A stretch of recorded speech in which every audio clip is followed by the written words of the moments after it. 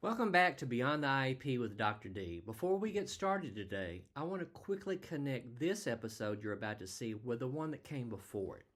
If you already haven't watched my video on writing PLAF's present levels of academic achievement and functional performance, I strongly recommend that you pause here and you go back to that video first.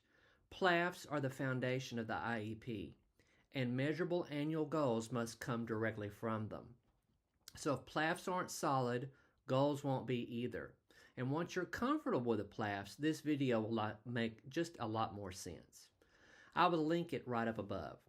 Today we're talking about one of the most important parts of the IEP, measurable annual goals. If the goals aren't measurable, you can't monitor progress, you can't justify services, and you truly can't support student growth.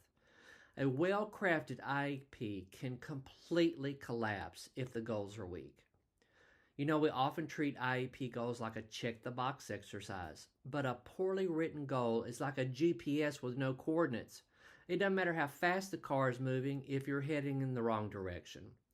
Today, we're going to move past the jargon. We aren't just talking about what a goal is, we're talking about how to write them.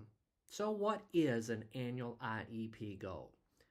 An annual IEP goal is a measurable statement that describes what that student is expected to reasonably accomplish in 1 year. Not what the teacher's going to do, not what services are going to be provided, but what the student will actually do.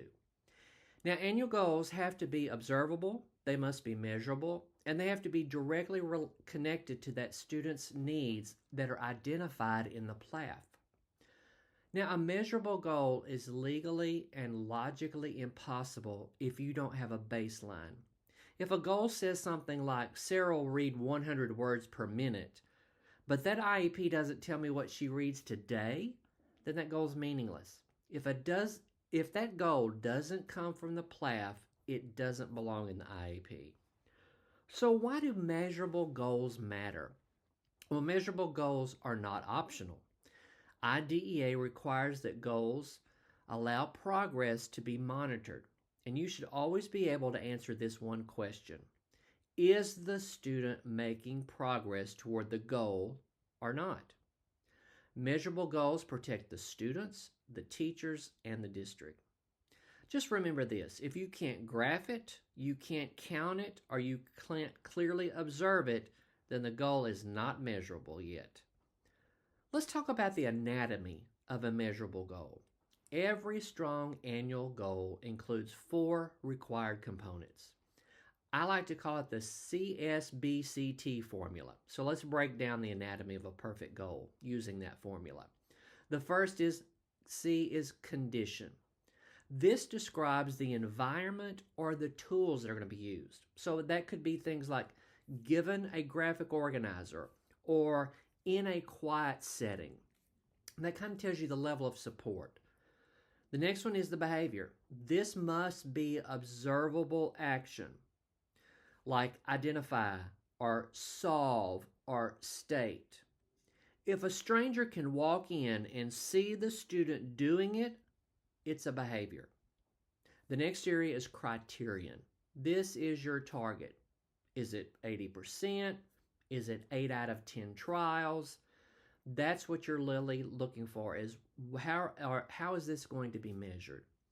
And also the time frame, because this is the finish line. The time frame is where you want the student to, the amount of time that you want the student to be able to do it. So every goal must have a by date. Usually it could be things like by the end of the IEP period, or by the end of the 6 weeks, or by October of 2026, because without a time frame, there is no urgency and there's no legal deadline for mastery. Here's a quick way you can remember it with this sentence frame. This will help you in writing goals. For instance, it says, by, given, the student will, that's the behavior, with so much accuracy as measured by. So this sentence frame will really help you in crafting your annual measurable goal. Let's take a look at some strong versus weak goals. Here's a goal. The student will improve reading comprehension.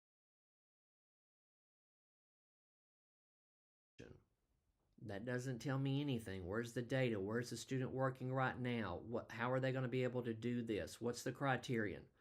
So this might be a better choice. Given a fourth grade reading passage, the student will answer inferential questions with 80% accuracy across 3 consecutive weekly probes.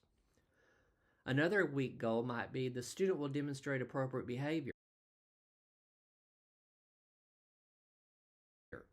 What is appropriate behavior? What kind of behavior are the students having right now? How am I going to measure that? So you might say in 36 instructional weeks, given classroom routines, the student will remain on task for 15 consecutive minutes with no more than 1 prompt, measured by teacher observation logs across 4 out of 5 days. That is specific. I know exactly what I'm going to be measuring. I know exactly what the student's going to be able to do. It's really important that we align those goals to the PLAF. Every annual goal must be directly aligned to the PLAF because that PLAF tells you what the student can currently do and where those skills are lacking. Now, our goals should be ambitious but realistic because remember, we're asking them what they should be able to do in 1 year. Now, if you can't draw a straight line from the PLAF data to your goal, then you need to revise your goal. And here's some common mistakes that often come up. Using vague verbs. You have to use very specific verbs like identify or classify or solve. Targeting multiple skills in one goal. Remember, 1 skill per goal. You don't want to confuse it because it makes it very hard to measure if you've got 2 skills that you're trying to measure in one goal.